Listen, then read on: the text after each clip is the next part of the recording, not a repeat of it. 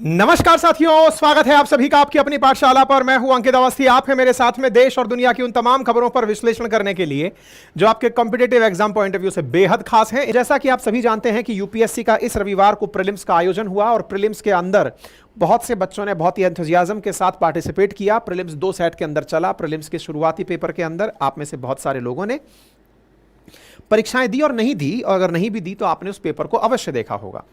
Paper को लेकर के कई तरह के विचार लोगों के मन मस्तिष्क में चलते रहे, लेकिन जैसे जैसे सोशल मीडिया के ट्रेंड और हमारे पास में जो प्राप्त सूचनाएं आई, उन सूचना से यह तो सेट हो गया था कि 2023 का जो प्रीलिम्स था, उस प्रीलिम्स से यह प्रीलिम्स आसान था।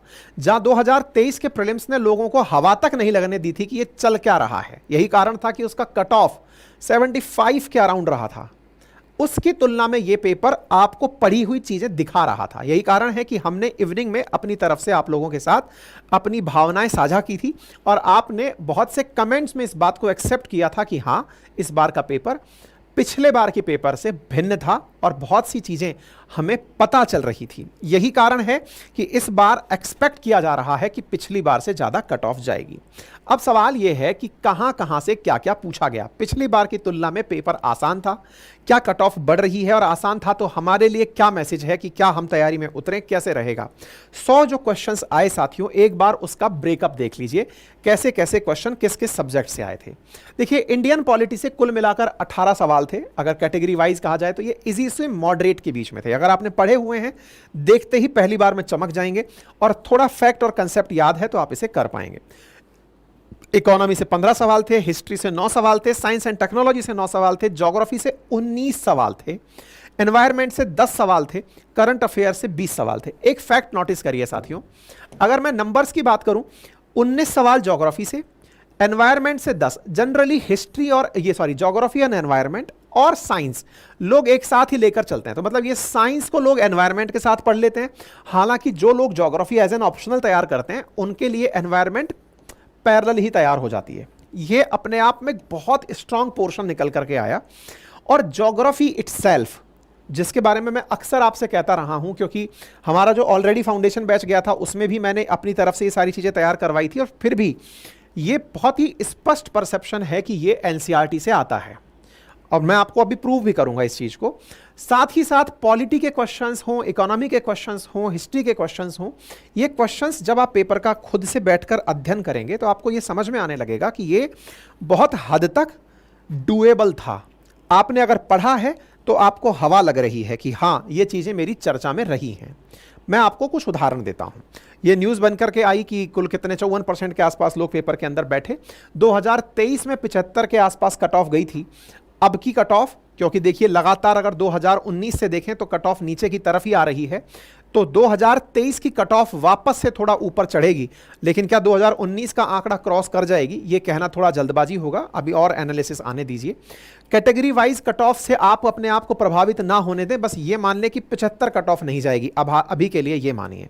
बात की जाए एनसीईआरटी, जिसको लेकर के मैं बैच लेकर आ रहा हूं, उससे मैं आपको कुछ क्वेश्चंस मिलाता हूं ताकि आपका एनसीईआरटी के प्रति एक विश्वास बढ़े। जरा देखिए, क्वेश्चन नंबर 96 है, पश्चिम से पूर्व की ओर प्रयागराज के अनुप्रवाह में गंगा से मिलने वाले हिमालय की नदियों के संदर्भ में निम्नलिखित में से कौन सा अनुक्रम सही है। आंसर पर मत जाइएगा, ये किसी और का आंसर दिया हुआ है, हम पेपर की कॉपी लेकर के आए, उसके आधार पर बता रहे हैं।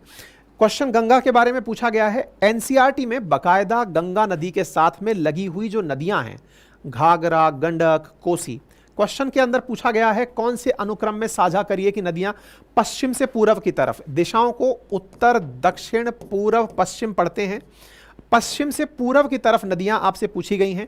तो आपके सामने यहां पर ये कंप्लीट मैप एनसीईआरटी के अंदर बकायदा दिखाया गया है। घाघरा, गंडक, कोसी, और ये सारी की सारी नदियां आपके सामने घाघरा, गंडक, कोसी लगा करके यहां पर पूछी गई हैं। एज इट इज ये आंसर यहां पर निकल के आ रहा है। मैं आपको ये कह रहा हूं कि ये आंसर को आप इसलिए मत देखना कि मेरी तरफ से है, हो सकता है कि ये आंसर सही निकले, लेकिन मेरा कहने का मतलब ये है कि एनसीईआरटी में जो मैप दिया हुआ है उसी मैप से उठा करके यह क्वेश्चन नदियों के बारे में पूछा गया। दूसरा क्वेश्चन देखते हैं, कोरियोलिस फोर्स। मैं मल्टीपल टाइम चर्चा कर चुका हूं अपने ही इसी अंकित इंस्पायर इंडिया या फिर अपनी पाठशाला के सेशंस में। जब जब आप देखेंगे, जब भी चक्रवात आता है, साइक्लोन आता है, मैं कोरियोलिस फोर्स की बात करता हूं। फाउंडेशन बैच में मैंने कोरियोलिस फोर्स काफी अच्छे से समझाया है। निम्नलिखित में से कौन सा कथन सही है?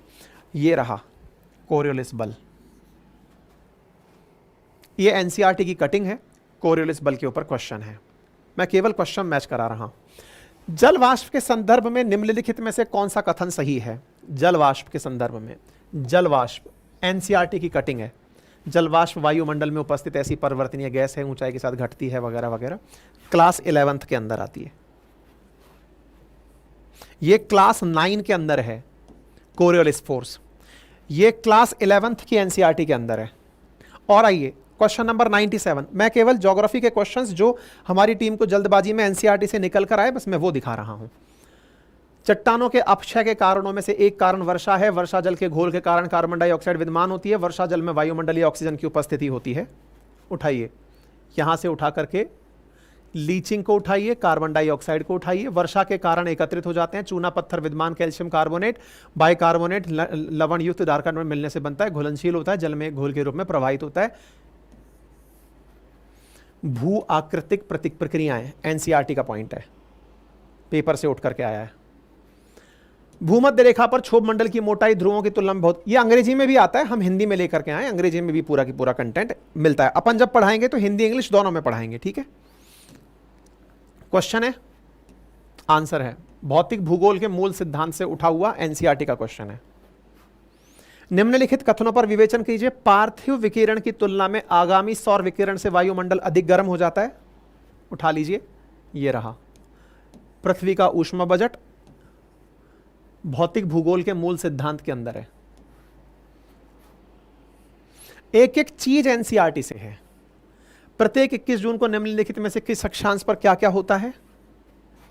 उठाइए, 21 जून एनसीईआरटी की टेबल में से है, कुछ कहिएगा। ये मैं केवल ज्योग्राफी लेके आया हूं, और जिन्होंने मुझसे फाउंडेशन बैच पढ़ा हुआ है वो सारे के सारे क्वेश्चंस निकाल के आए। ये तो फाउंडेशन बैच की बात है जिसमें मैंने एनसीईआरटी को लाइन टू लाइन मार्क नहीं करवाया। इस बार लाइन टू लाइन मार्क भी करवाया जाएगा। आपसे कहा जाएगा कि पढ़ो, हो सकता है 5 ही दिन आपसे क्लास लिवाई जाए, 2 दिन आपको पढ़ने का टास्क दिया जाए कि पढ़ के आओ। 2 दिन पढ़ोगे फिर डिस्कशन करेंगे। ये समय लेगा, ये बैच थोड़ा टाइम लेगा, लेकिन पढ़ो। देख लो, बच्चों ने हमें बहुत अच्छे रिप्लाई भी किए जब हमने ये ट्वीट किया, तो इसमें बच्चों ने साफ लिखा कि आपने जो पढ़ाया था रिसेंटली, जो आरएनए में भी पढ़ाया था, वो क्वेश्चंस, जब कोरियोलिस वगैरह चीज़ें देखते हो, करंट की चीज़ें देखते हो, तो आप यहाँ पर सीधा रिप्लाई आया। बच्चों ने हमें देखा, आरएनए जो आप जिस पर इशू डालते हैं उससे बहुत सारे प्रश्न मिले, आपके फाउंडेशन बैच से काफ़ी सारे क्वेश्चंस थे, बच्चों ने यहाँ पर रिप्लाई भी किया है। एनसीईआरटी बहुत काम की है, बहुत ज़्यादा कीमत नहीं रखी गई है, लेकिन ये कीमत अगर आपको जीवन में कुछ दे जाएगी ना, तो ज़िंदगी भर के लिए थैंकफुल रहोगे। बाकी मर्जी आपकी है। मैंने आपको पेपर का विश्लेषण दे दिया है, आराम से आप भी बैठकर पेपर देखिए, समझिए, समझ करके विषय तैयार कीजिए। और अगर आप चाहते हैं कि एनसीईआरटी का बैच पढ़ना है आपको, तो जाइए अभी एनरोल कर लीजिए। लिंक कमेंट बॉक्स में दिया गया है, एप्लीकेशन पर उपलब्ध है।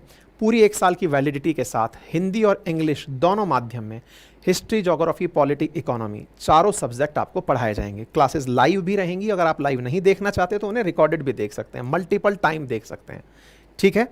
प्रॉपर वीकली टेस्ट होगा, आपको खुद से घर पे पढ़ने का टाइम दिया जाएगा। ये 2 वे बैच चलने वाला है, 1 साइडेड नहीं चलने वाला है कि मैं पढ़ा रहा हूं और आपको पढ़ने का टास्क नहीं दे रहा हूं। अगर आप खुद से पढ़ने के इंटरेस्टेड नहीं हैं, बैच ज्वाइन ना करें। मैं बार बार इस चीज़ के लिए टोक रहा हूं।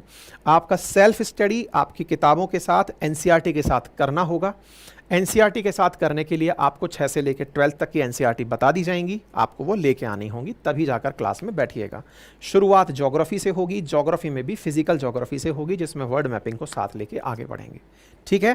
फिलहाल के लिए इतना ही, अपना ख्याल रखें। चैनल पर नए हैं तो सब्सक्राइब कर लें, वीडियो को, चैनल को ऑलरेडी सब्सक्राइब किया हुआ है तो लाइक कर दें, साथियों से साझा कर दें।